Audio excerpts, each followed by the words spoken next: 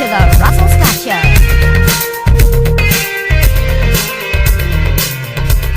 Ralph Ellis, welcome back to the program. Pleasure to be with you. Thanks, Russell, for inviting me back on again. It's always a pleasure to be here.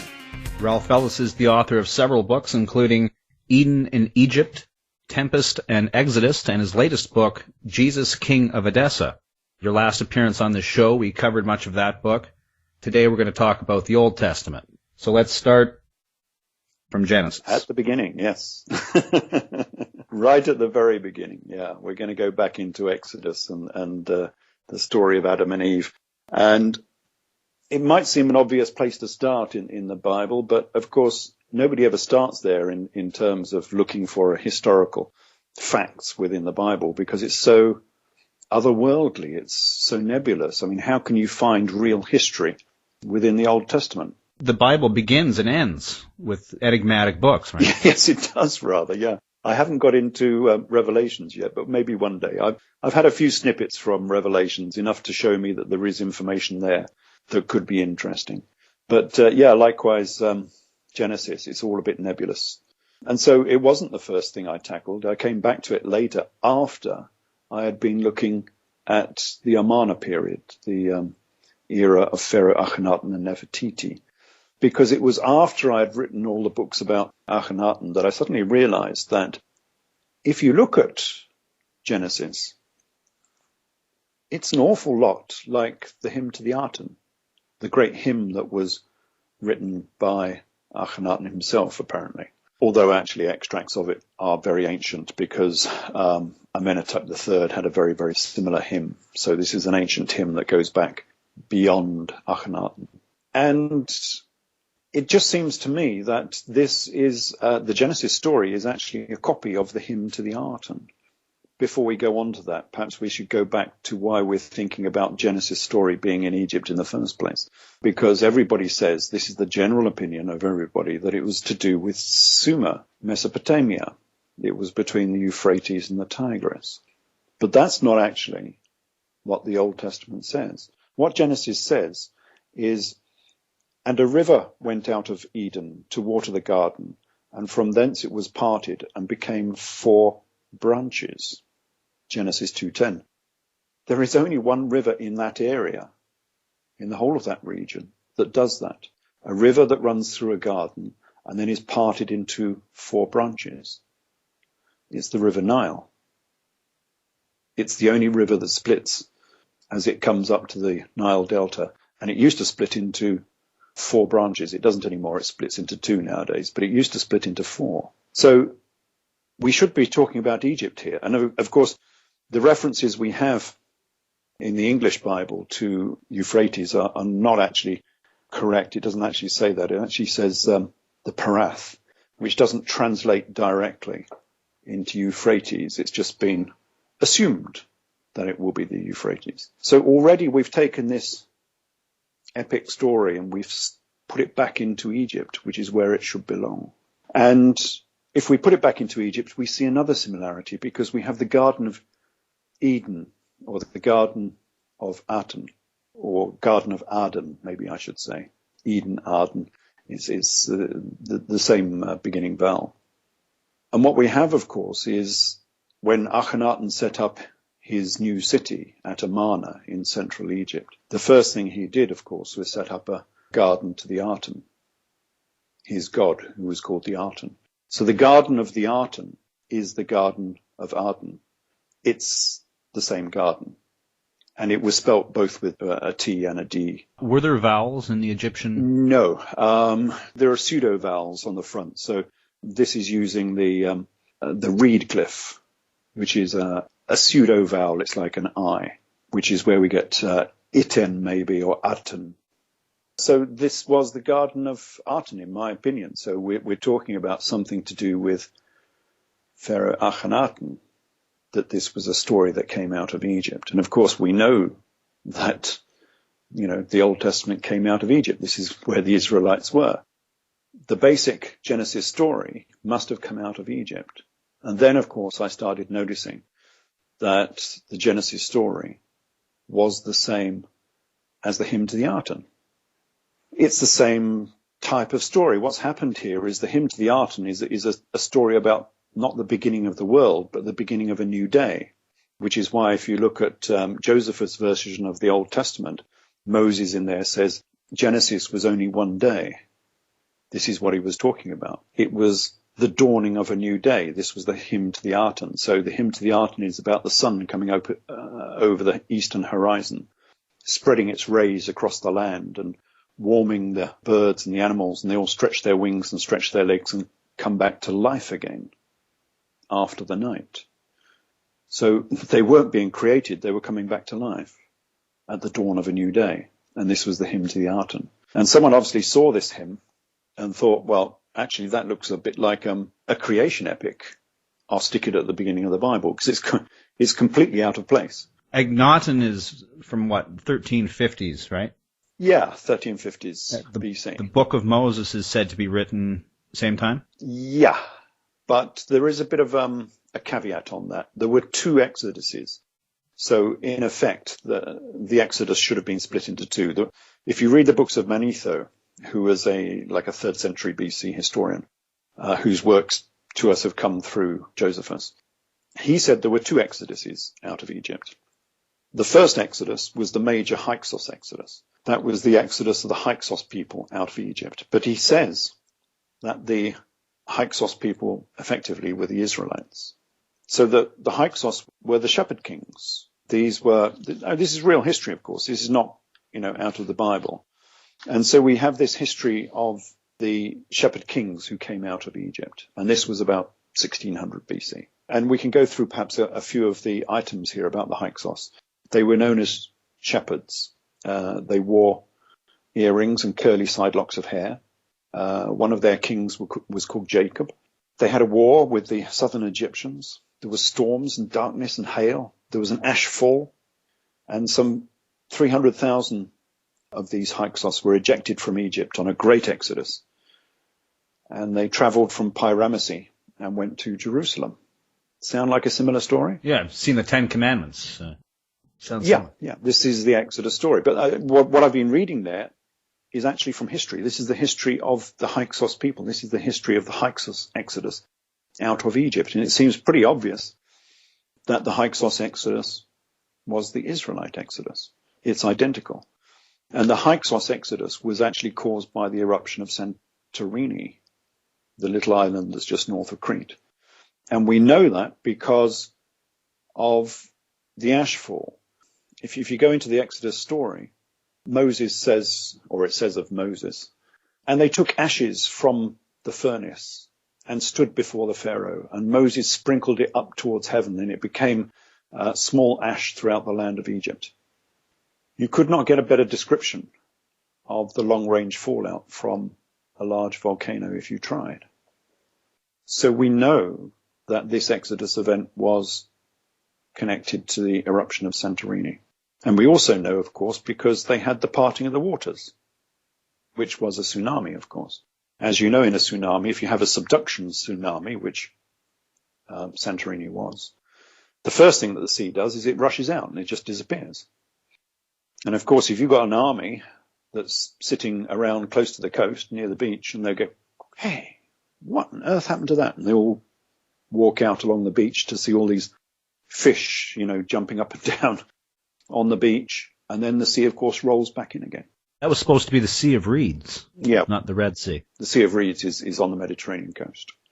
So it's quite obvious that this was a tsunami to go with the ashfall. So we have an ashfall and a tsunami. And you have to say to yourself, how would the ancient chroniclers know that a long-range fallout from a volcano will give you darkness, hail, ashfall, and a tsunami? Yeah, it's not possible. This has to be an eyewitness event. And it's an eyewitness event of Santorini. But that's very useful because we know exactly, pretty much, when Santorini happened. It blew its top in about 1610 BC. So we can date the Exodus, which is marvelous. We have a date for it. And that date is backed up by the Tempest Stela, which also mentions darkness for 3 days. And that was written by Ahmose I. Ahmose I is about give or take 1580 BC, something like that. More interesting than that, the Tempest Stela actually has quotes from the Old Testament on it. Or rather, I decided in the end that they're not quotes. They're actually two descriptions of the same event from two different perspectives. And it's all about the cloth and the gold and the oil and everything else that was given to Moses so they could go on the Exodus. They were given lots of tribute, effectively, by Pharaoh to go on the Exodus. And this is exactly what the Tempest Stela says. It's identical. And again, the Tempest Stela is it's got to be around 1580 BC, something of that nature. So we have a good chronological peg here for the Exodus story. It happened in about 1600 BC. It was the Hyksos Exodus. That's why they were called shepherds. That's why the patriarchs of the Bible were called shepherds, because they were the Hyksos, the shepherd kings. That's why that's why Jacob was called Jacob, because one of the kings, the Hyksos kings, was called Jacob. So we have a slightly different chronology here. Of course, we were talking about Akhenaten. Now we're talking about 1610 BC. So we've got about a 300-year difference. Akhenaten wasn't around until 1350 BC, something like that. We've got a slightly misaligned chronology. And so you've got to find a way of bridging that gap. The bridge is formed from the history of Manetho again, because Manetho says there were two exoduses. There was the big exodus we just talked about, and then there was the small exodus of the maimed priests and lepers. And who was the maimed priests of this sort of era? Well, it was Akhenaten, of course. And we know this because these lepers were exiled to a stone quarry on the east bank of the Nile, which is exactly where Amarna was, of course. Akhenaten was forced to go into this new capital city that he built from nothing in Middle Egypt on the east bank of the Nile. And of course it was a quarry because there was nothing there. They had to build everything. So the whole area was a complete quarry for at least 20 years with people making bricks, making stones to actually build the temples, the palaces and the houses. So it was a quarry. And so this second Exodus that is mentioned is actually the Exodus of Akhenaten. And of course, if you read real history, they will say that Akhenaten and Nefertiti died in Amarna. But of course, there is no evidence for that. They keep talking about KV 55, the mummy that's been found there. But that's not Akhenaten. It's too young. Akhenaten's own tomb is empty, of course. It was never used. So the obvious solution to all of this is that he did not die at Amarna. He went on an exodus. So he was pushed out again. And this was the mini exodus. This was the small exodus of the maimed priests and lepers who were forced out, as Manetho says. Well, he says 400 years later. He's not too far adrift. 300 odd years later, this was the small exodus. So what the Bible has done effectively is that it's just conflated these two exoduses into one. So the plagues and everything belongs to the old exodus, the great exodus. Moses and Aaron belong to the smaller exodus. And in which case we suddenly find that Aaron and Moses from the Exodus are actually Akhenaten and Tuthmoses, because the brother of Akhenaten was called Tuthmoses. And so this was our Moses. He was the brother of Akhenaten. He was the elder brother who disappears sort of from the record, but we know he grew up because we have his charioteer's whip. And it seems likely that he became high priest. So he probably went north. He probably went up to Heliopolis and became high priest, while Akhenaten himself became the pharaoh. They liked in these families, of course, to capture all of the power bases. If you can capture the kingship and you can capture the priesthood, that makes you sort of doubly important and doubly powerful. And that, I believe, is what they did. Let's tie this in with Adam and Eve. Oh, of course, yes, we've sort of we've bypassed Adam and Eve, haven't we? Yeah. So, yeah, let's go back to the Genesis story. We've got this Genesis story which has been taken out of context. It actually happened, obviously, during the Amarna era, because this was the celebration of the dawning of each day. It was probably done as a celebration at the beginning of every day, or maybe the beginning of every Sabbath, whatever day of rest they had. And they would celebrate the sun coming over the horizon, which is the Genesis story. So if we look back into Genesis, because they've put this story out of position, we have Adam and Eve in this Garden of Eden, the Garden of Aten, the garden of the god Aten. And Aten is, of course, the god of Akhenaten and Nefertiti. And if we start looking at this story, we suddenly see the reason why it was written in the manner that it was. So we have Adam and Eve naked in the Garden of Eden. Now, they weren't naked because they had no possibility of any clothes because they were the first people on earth. They were naked because Akhenaten and Nefertiti were always naked. If you look at any of their depictions from Amarna, they are either naked or they are semi-naked, just wearing a few diaphanous robes at the very most. The Pharaoh has no clothes. So yes, this is why Adam and Eve were always said to be naked. This is probably why they were called the first people on earth. Probably a mistranslation. They were probably the first man and the first lady. Just as the President of the United States is the first man and his wife is the first lady. And it got mistranslated, of course. They weren't really the first ever people on earth. They were just the most important. They were the first man, the Pharaoh, and his wife, the first lady.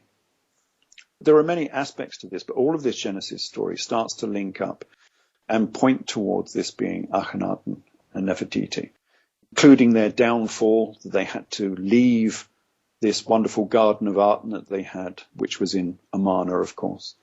They had to leave this place because they were kicked out. And when they were kicked out, they suddenly had to put clothes on because they couldn't go naked in the rest of Egypt like they could when they were just walking around Amarna.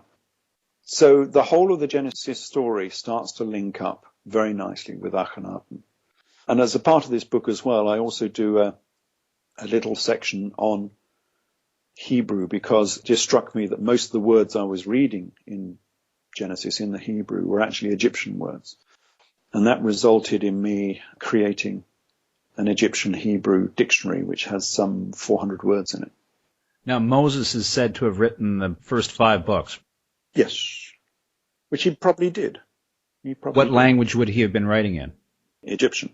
This was Pharaoh Akhenaten and his brother Tuthmosis. So he was the Pharaoh and Moses was the high priest of Heliopolis. Of course, same as Joseph, the patriarch Joseph. When Joseph became the high priest of Heliopolis, as he must have been because he married the high priest's daughter, so he must have been the high priest. He must have spoken Egyptian. All of these people must have spoken. You don't become high priest of Heliopolis without speaking Egyptian. And if you read Josephus' account, of course, Moses was not just an Israelite priest. Moses was the senior army commander in Egypt, according to Josephus, because Josephus wrote his own version of the Old Testament. And of course, Josephus' Old Testament actually is older than the Old Testament we have now. He took his Old Testament from the Temple of Jerusalem when it was destroyed in AD 70, and that's what he copied.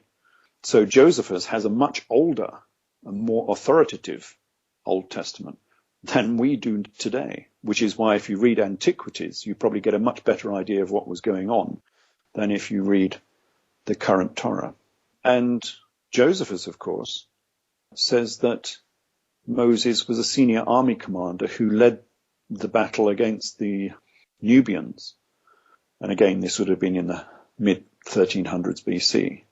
And he captured the Nubian queen, Tharbis, and made her his first wife. So the first wife of Moses was called Tharbis. She was a Nubian. And again, you don't become the senior army commander in Egypt if you don't speak Egyptian. And of course, since I already say in my other books that the Israelites were the Hyksos anyway, they were the Hyksos pharaohs of Lower Egypt, they would have spoken Egyptian.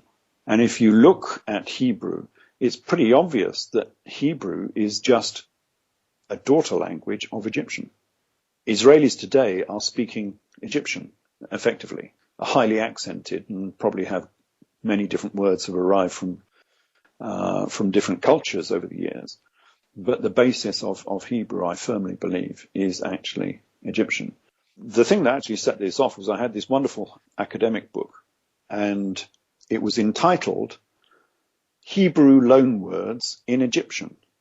And I just thought, oh, that's a bit of an assumption, isn't it? You know, which is the older language here? Surely this is Egyptian loanwords in Hebrew, is it not? You know? And I started to look at some of these loanwords, and it was very basic stuff like bread and the number 6 and all. I think there's about 3 or 4 numerals from the numbering system and some other very basic words. You don't loan basic words like the number system from Hebrew into Egyptian, but you would loan those sort of very fundamental basic words from Egyptian up into Hebrew. And so it was quite obvious that Hebrew is actually just a daughter language of ancient Egyptian. So that was another side of that particular story. I was just doing some comparisons. Do you have a take on the snake or the flood stories? Yeah, well, the flood story is actually in the hymn to the Aten. I mean, it's almost... It's in a lot of stories. It's in a lot of cultures, yeah. Well, I dare say floods did happen. You know, we know that the Black Sea flooded at some point in time, and that was probably remembered. But, you know, the hymn to the Aten does say that God caused the water to fall like waves on the top of the mountains, etc., etc. It's a very similar story to the flood story. And what was the other one you were saying? The snake in the Garden of Aten. The snake, yeah, of course, symbol of Lower Egypt. Akhenaten and Nefertiti were monarchs of Lower Egypt, and they wore the snake as the primary symbol, of course, of Lower Egypt. And in fact, Nefertiti always wore the double snake. So she replaced the vulture, the symbol of Upper Egypt. And they must have hated this because they replaced their symbol and she wore 2 snakes instead. So I dare say that there is some link there with the symbol for Lower Egypt. And probably some symbology in the redness of Adam as well, because the Lower Egyptian monarchs wore the red crown, of course. They didn't wear the white crown, they wore the red crown. And if you look at the Tanakh, there is a thread of redness sort of runs through the monarchs. So you get Esau is red, King David is red, Adam is red. They all seem to be a bit reddish. And in fact, history seems to say that Jesus had red hair as well. He was ginger. And Muhammad as well had ginger hair.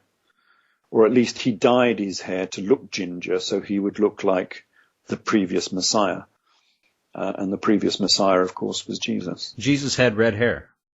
I've long suspected this. I mean, I've never seen a picture. Of course, nobody knows what he actually looked like. I've never seen a painting of Jesus. No, but look at all the depictions of Mary Magdalene.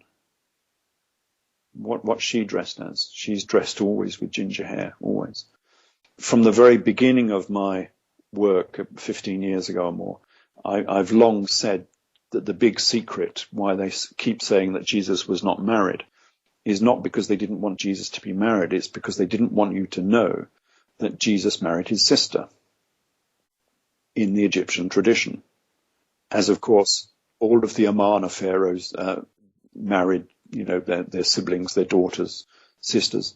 All of the Ptolemaic pharaohs married their brothers, sisters, daughters, whatever happens to be. And Jesus obviously married his sister in the same fashion, as did King Agrippa, as did the disciples. I mean, it says, I'll have to find it somewhere actually. It says, Saul says, why can I not marry a sister wife, the same as the other disciples have? And this is translated quite badly in most of the Bibles, but 3 of the Bibles I have actually translate it as sister wife. So he's actually saying, why cannot I not lead a sister wife around, the same as the other disciples? That's a curious question. What Bibles do you reference when you're doing your research? Oh, I've got 16 of them. And they're all different, of course. So that's why I try and keep as many as possible. I tend to use the King James as the best because it's a fairly literal translation. They haven't tried to interpret things. If you get anything like the American Standard, they've tried to interpret things. And of course, as soon as you start interpreting, you lose the original meaning quite a lot. So I lean quite heavily on the King James. But even the King James sometimes does mistranslate. So you have to go back in the Greek. I'm not very good at Greek. So I only go back into the Greek when I get a very difficult verse and then translate it out. If I'm in doubt, I actually give it to a native Greek speaker to see what he thinks, because that's the only way to do it properly. Do you look through the New World Translation of the Holy Scriptures? Well, no, I don't use the New World one. I don't like these modern ones. It's a fairly modern translation, isn't it? Yeah, that's a Jehovah's Witness Bible. Oh, the Jehovah's Witness. Well, no, I wouldn't use that one. No, I tend to use if possible, the sort of 19th century ones. So we've come on to the Exodus period.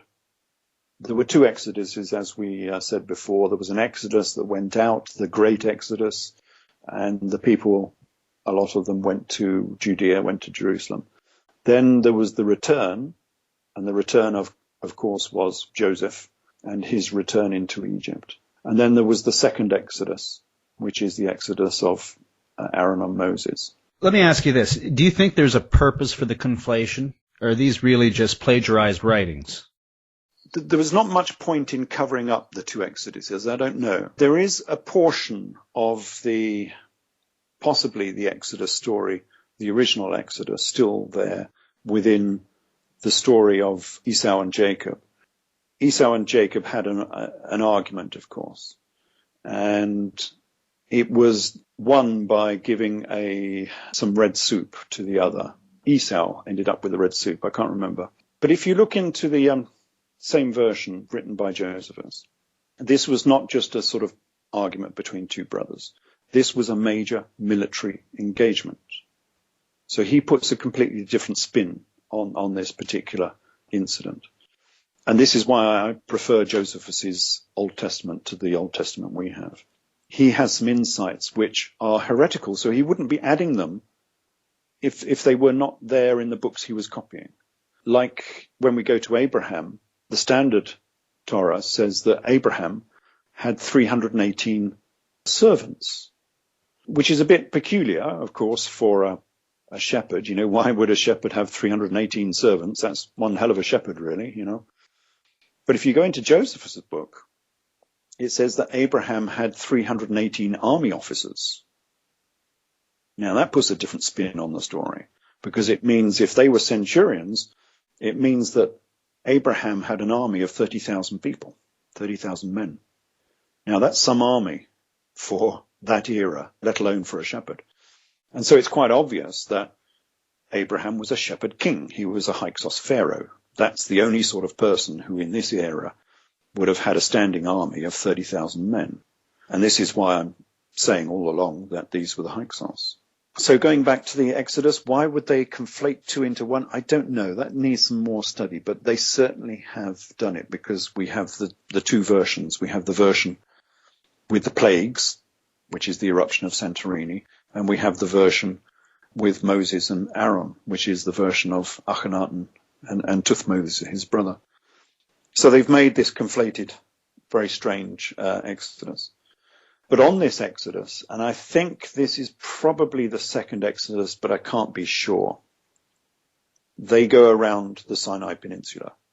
But of course, you can't take 500,000 people around the Sinai Peninsula. If you've ever been there, it's an extension of the Sahara Desert, you know. You would take them there for 3 days and half of them would be dead by the fourth. It's just simply not credible. Mount Sinai obviously wasn't in the Sinai Peninsula, and they certainly didn't do it for 40 years. So how to make sense of this? Well, you know, during the Exodus, they were coming out of Egypt. So they were coming out of Middle Egypt, say Amarna, and heading up northwards. And if we look at the descriptions of Mount Sinai, it says that Mount Sinai was the highest mountain in the area. It was sharp, difficult to climb. It was small enough that you could cordon it off. You could put a rope round it so people couldn't touch it because it was sacred. There was a cavern inside it, obviously, where Moses went. And at the bottom of Mount Sinai, there was polished black pavement that was smooth and shiny. You had to take your shoes off it before you could walk on it, and it looked like the night sky. So where would you find that at Mount Sinai in the Sinai Peninsula? Well, you wouldn't, of course. You wouldn't find it at all. But we can find Mount Sinai by using those very attributes. And Mount Sinai is actually the Great Pyramid of Giza. So if you look at the Great Pyramid of Giza, it is the tallest mountain in the area. It's sharp, difficult to climb. It's small enough that you could cordon it off with a piece of rope. It does have a cave inside it, which was open in that era. You could go down to the bottom cave at the bottom of the Great Pyramid in that era.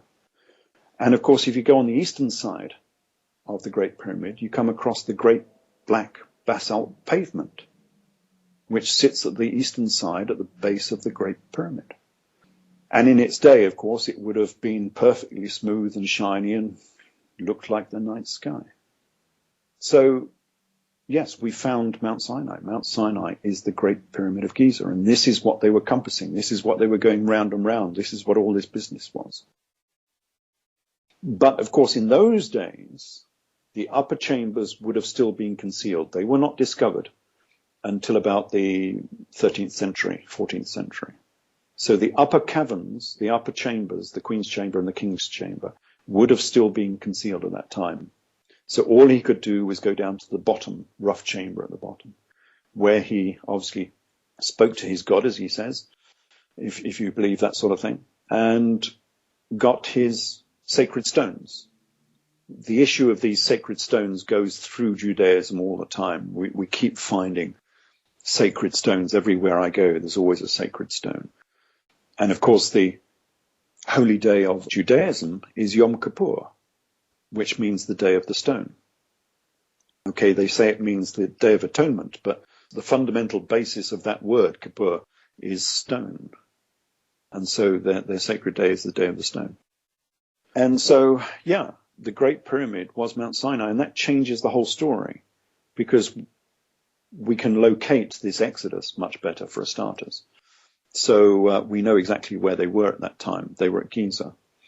And we can also fathom out what it was talking about when it said that they went around Mount Sinai for 40 years. And also, of course, why Jesus went into the wilderness for 40 years, and everybody in the Bible seems to be aged 40 years or was reigning for 40 years. The number 40 goes all around the Torah and the New Testament. So what were they talking about when they were saying they were going around for 40 years? Obviously, this didn't happen for real. It was actually a coded sign of initiation. We're talking about the Great Pyramid here. The number 40 is intimately connected with the metrology of the Great Pyramid. I presume you've been into some of the metrology of the Giza Plateau. All of these pyramids were based on mathematical functions. I know a few things. Adds up to pi. Yeah.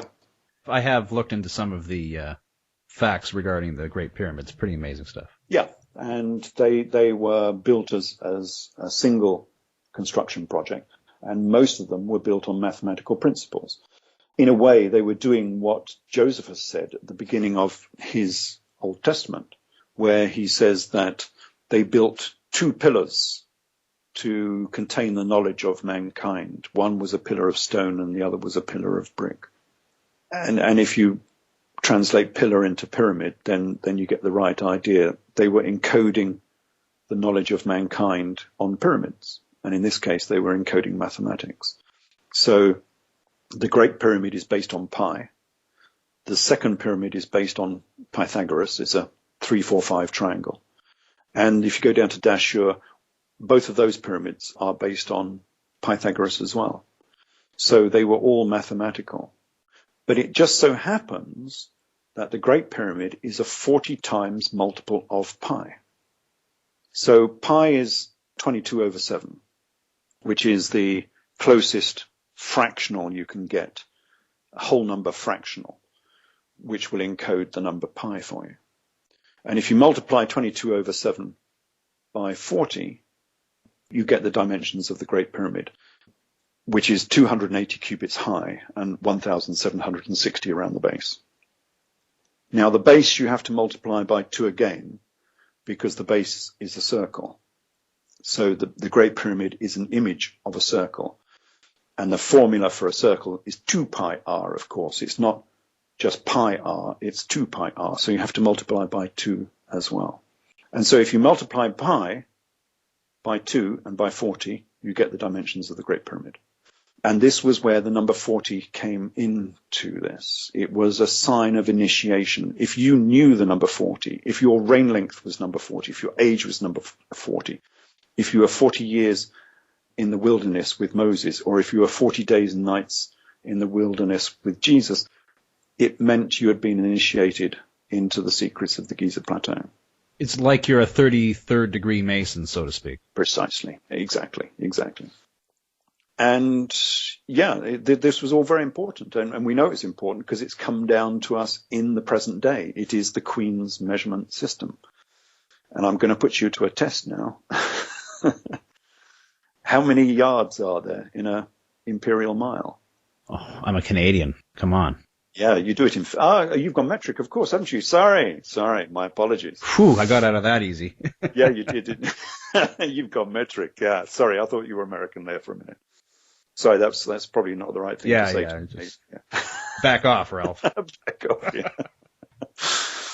Yeah, well, if you're an American or a Brit, no, the Brits have forgotten it as well. If you're an American, you might know that an imperial mile is 1,760 yards long, which is the perimeter of the Great Pyramid, of course. It's the same. The perimeter of the Great Pyramid is 1,760 cubits. So we're using exactly the same measurement system today, or we were until we went metric. That's why the imperial system has lasted so long. That's why people in America wanted to keep it. Because I dare say some people in America knew that it was this special sacred measurement type system. Did you know that it's built on the center of the Earth's landmass?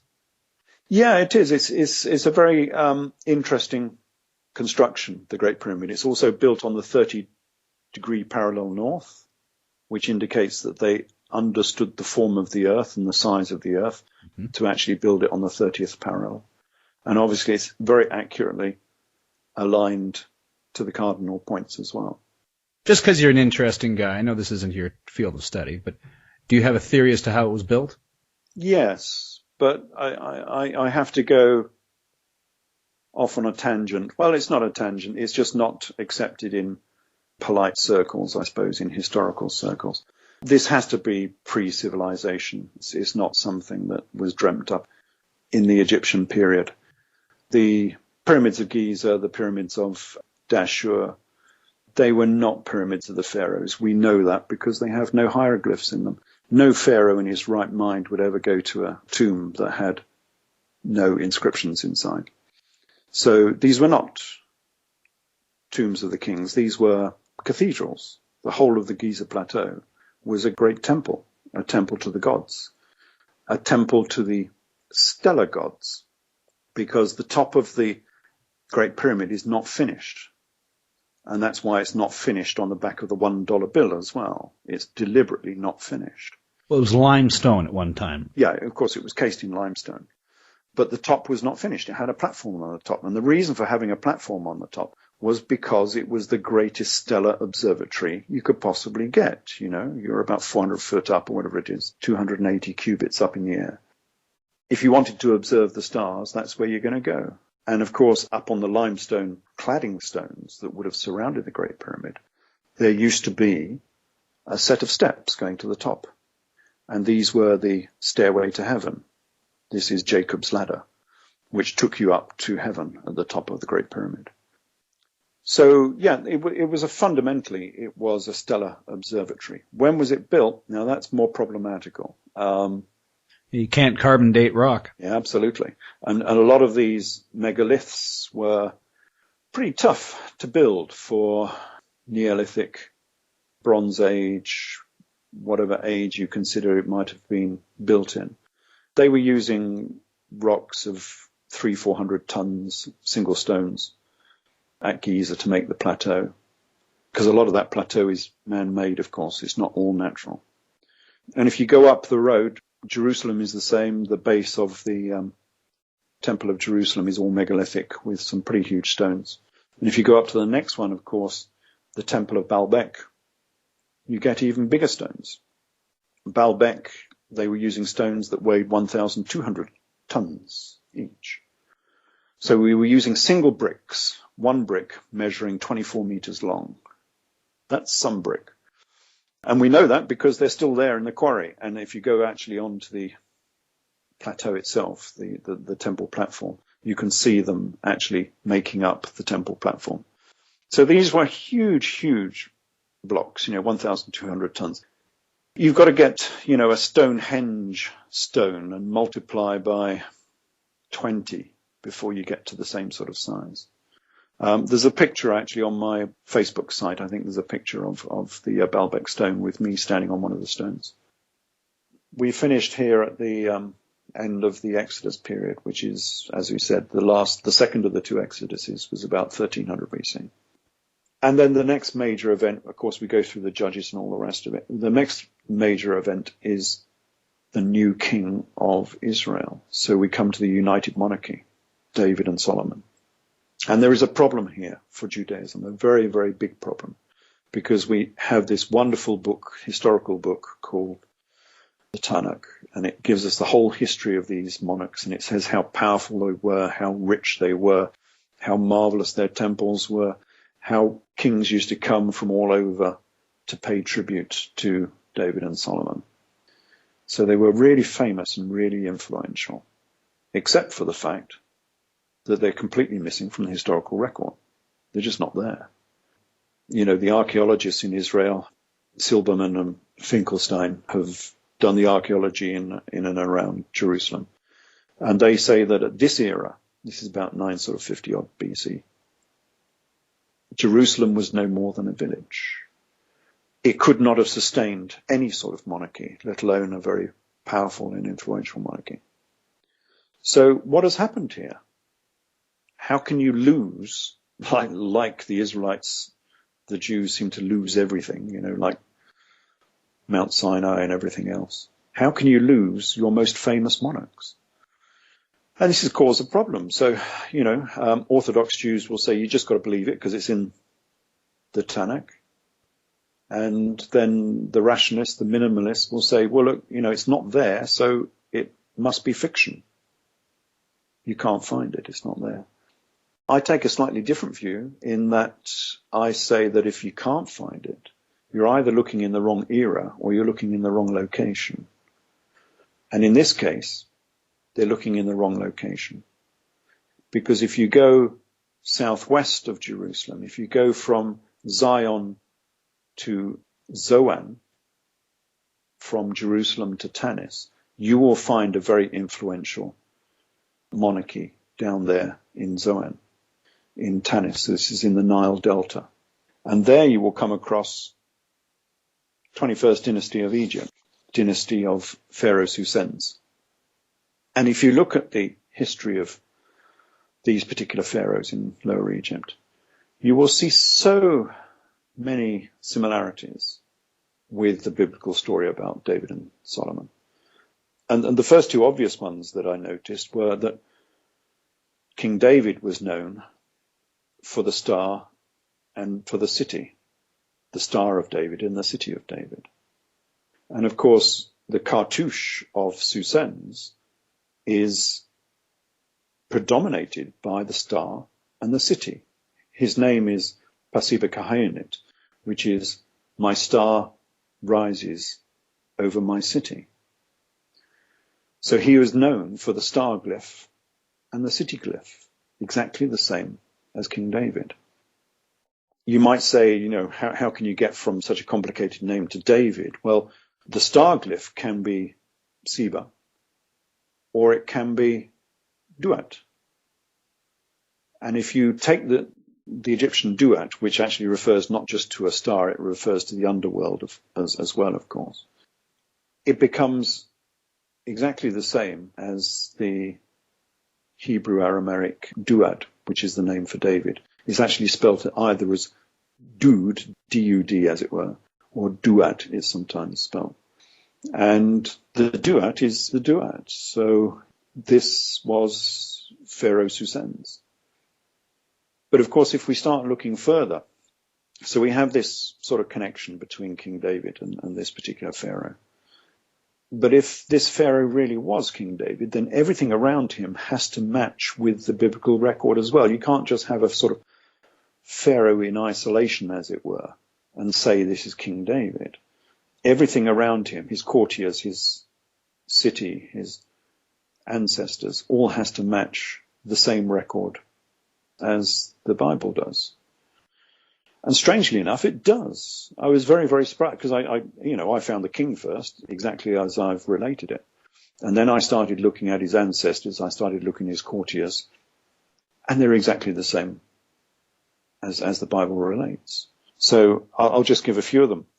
So if we look at one of the daughters of King David, she was called Mekhtamah.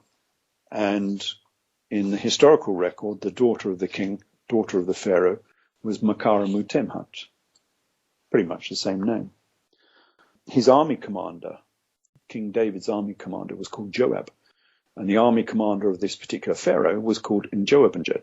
Again, that central component of his name is exactly the same as it is in the Bible. And the architect of King David, especially from Masonic law, so in the Bible he's called Hiram my father, which is Hiram Abi, if you take it literally. In Masonic law, he's called Hiram Abif. He's the big hero of Masonry. He is the person you imitate when you go through your third degree initiation. You are Hiram Abif. But of course, the architect of this particular pharaoh was called Heruma Atif. And again, we have the same person. And so this happens all the way through this particular story. Everything starts to match. And this is very interesting because you can actually begin to see what the names of these people actually mean. So if we look at Hiram Abif, nobody knows what Hiram Abif really means. But in the Egyptian, it means Horus was my father. So we now know what his name really means. And this is interesting because now we have a united monarchy down in Egypt, down in the Nile Delta. Egypt was divided at this time between the north and the south. And it was this Pharaoh Psusennes, who unified Egypt. They took over Upper Egypt, southern Egypt, and made it into a unified kingdom again. So this was really and truly a united monarchy. And also later on, with subsequent pharaohs, they took over Israel and Judea. So they were indeed kings of Israel and Judea. It's just that their capital city was actually down in Tanis instead. And so if you want to see the original Temple of Solomon, you don't need to go to Jerusalem to see it. It's actually sitting in Tanis, and it's still there, actually, to this day. It's all a bit fallen down, unfortunately, but it's still there to this day. Yeah, that made a very interesting little story, that one. Thomas Verena. You know that name? I'm crossing my fingers, yes. You sure you're not just the middle one? Yeah. Yeah. I contacted Thomas Verena. Well, why don't you tell the story of Thomas Verena, who he is? Well, I don't know who he is at all, really. Well, people are going to look up Ralph Ellis, and they're going to find this other name pop up. Yeah, all the time. He rather monopolized the net. Yeah, Thomas Verena was someone who made a review of my book. And then he says, I didn't make a review of your book. I just reviewed some things I found on the net, which is not exactly the way to make a review of someone's work, just by finding bits and pieces on the net and then trying to ridicule them. So it wasn't a review at all. It was genuine ridicule. And half of it was made up. I mean, I don't mind someone criticizing my work and saying you've got this wrong or what, let's have a discussion about it. That's what scholarship is all about. But he didn't do that. He actually made up things that were not in the book at all and then said, you're wrong. That didn't happen. But I didn't mention that at all. I didn't mention it in my books, and I didn't mention it in my articles. What do you want about? He mentioned something else that wasn't in my book and said, that's wrong. This sort of got me rather upset. So I wrote a critique of his review and gave it to him. Then he wrote another scathing article and deleted all my comments. So I'm not allowed to even actually defend myself. So we have a reviewer who's making visceral attacks. I mean, this wasn't a rational attack. It wasn't a reasoned attack. This was visceral. He was just out to get someone, really. So I invited him on the show for today. Yeah. So you guys could have a friendly argument. And he didn't turn up, did he? No, he did. He did get back to me right away, actually, and he declined. Yeah. He says, thanks for the offer, but I must decline. I have far too much going on to waste any more time on someone like Mr. Ellis. I am very busy as I have responsibilities for class, responsibilities for conferences, responsibilities to colleagues and to my family. I just don't have the time to spend, and frankly, I've said all that needs saying on my blog and elsewhere. Cordially, Thomas Verena. Yeah. This is what he responded with. Yeah. So he has time to post reviews and comments all over the web to censor people, but he doesn't have time to spend maybe 30 minutes on this show to defend his position. No, and he doesn't have 30 minutes to spend to defend himself on the other blogs I've got onto as well, because this sort of went a bit viral and lots of people took it up and lots of people started criticizing me.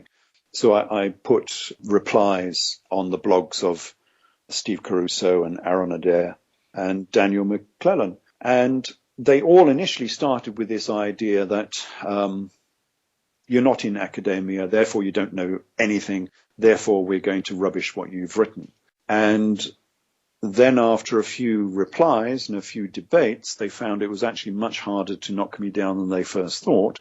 They then started backtracking wildly or trying to cover up with some really, really pathetic excuses and arguments. And then two of them, Mr. Adair and Mr. Caruso, deleted all my comments again and banned me from their sites. So again, they're all hiding behind censorship, which is not the way to do scholarship whatsoever. The only decent one, I have to say, is Mr. Daniel McClellan, who's allowed a reasonably fair debate. And we've had a fair debate, and that's what it's all about. And in addition, instead of arguing about trivialities, we're actually arguing about the central thesis of this particular book, which is whether the place called Adiabene is the city called Edessa, and whether the Adiabene monarchy is the Edessan monarchy. I mean, that's one of the central core issues of this book, and we're actually debating that. But on the other blogs, they had no interest in the basics at all. They were sort of arguing about whether you can have an aleph in the word Saba. Well, you could debate that all day if you want, but it's not going to make any difference to the book, I can tell you. So, yeah, I've been fairly disappointed, actually, with the sort of academic response. But I'm not terribly surprised by this, because I've had it before. Yeah, people either love you or want to, you're very divisive.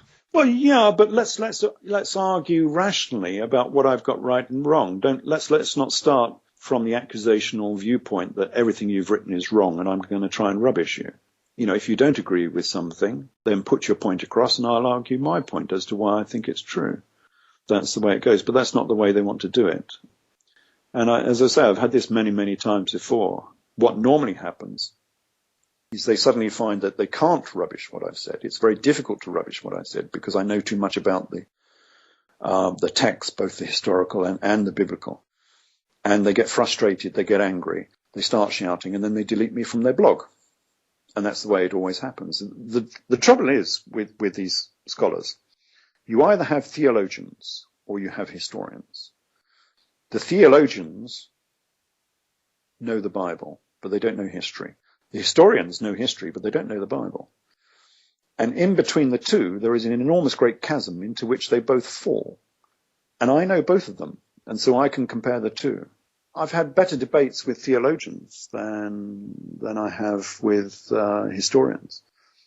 To a man, every historian has tried to rubbish my material without even thinking about it, and presuming a very big presumption that it would be easy to rubbish my texts, and then they find out it's much more difficult than they thought.